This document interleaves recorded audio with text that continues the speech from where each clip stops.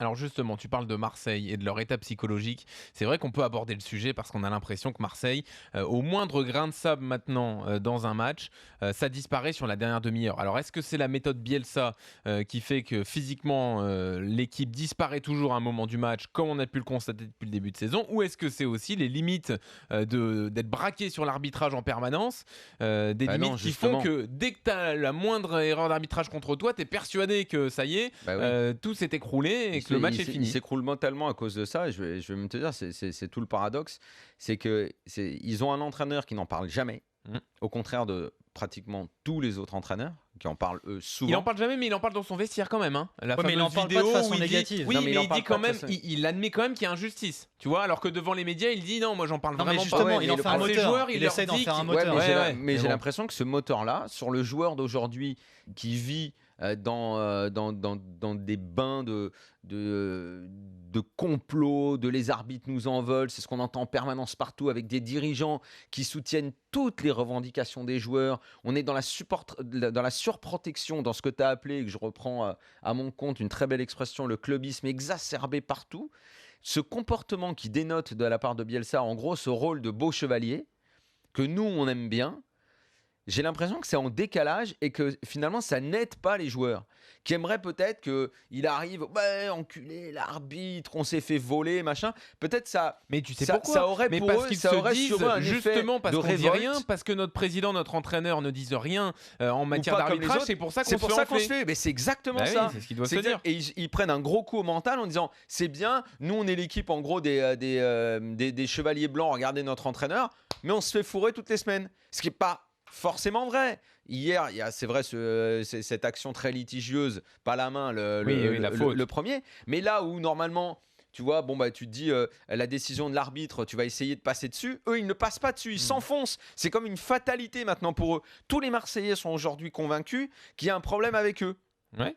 Et le fait que leur entraîneur ouvertement dénote à ce point par rapport au climat ambiant, j'ai l'impression que ça les perturbe plus que ça les aide. Pour en revenir avec ces histoires de clubisme, je pense que ça va même encore plus loin. Et d'ailleurs, on le voit sur certaines réactions des supporters, c'est que le clubisme, on a ça suppose sommet en France. Justement, c'était le clubisme, Bordelais sont le clubisme, les pires. ça suppose aussi une vraie opposition et un rival. Et tu remarqueras les Marseillais après ce qui s'est passé sur le match d'hier, la première référence qu'ils ont eue, c'est la finale de la Coupe de la Ligue et la fameuse exclusion de Schillaci. C'est-à-dire, en gros, c'est nous, on se fait enfler par l'arbitrage, mais regardez par contre notre grand rival, le PSG, lui, c'est le grand favorisé. Le clubisme, quand on se réfère à l'arbitrage, c'est toujours en comparaison avec le rival. Et c'est exactement ce qui est en train de se produire aujourd'hui. C'est-à-dire, nous, on se fait enfler.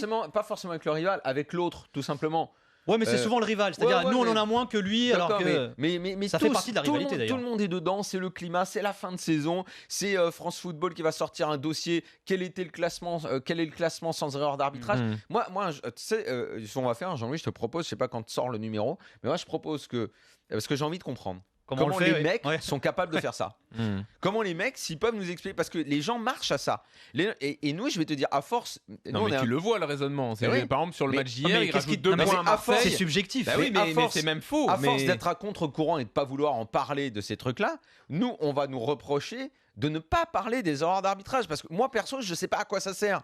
Je sais pas à quoi ça sert. Moi, je veux bien faire un quart d'heure sur le péno de Palois sur Alessandrini et dire que c'est dingue, que l'arbitre le voit pas, machin. Mais à quoi ça va servir ?